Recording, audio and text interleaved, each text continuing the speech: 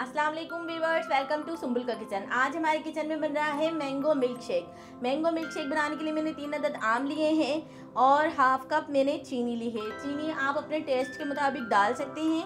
और ये तकरीबन मैंने आधा किलो दूध लिया है जो मैंने बॉईल करके ठंडा कर लिया था। बॉईल करके मैंने ठंडा कर लिया था दूध। अब हम अपने आम को कट कर लेते हैं। देखिए व्यूअर्स, हमने ये आम कट कर लिए हैं। अब हम इसके अंदर जग के अंदर सारे आमों को डाल देंगे और इसके अंदर हम डाल देंगे हमारी चीनी।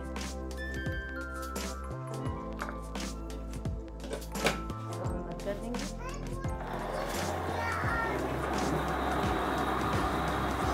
इसके अंदर डाल देंगे हमारी आइस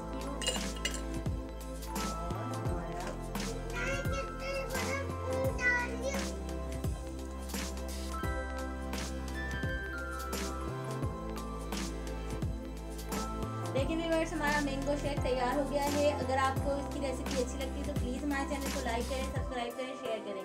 कमेंट्स करके ज़रूर बताएं कि मैंने ये रेसिपी आप लोगों के साथ शेयर की है, आपको कैसी लगी। अल्लाह हाफिज़, दुआ में याद रखिएगा।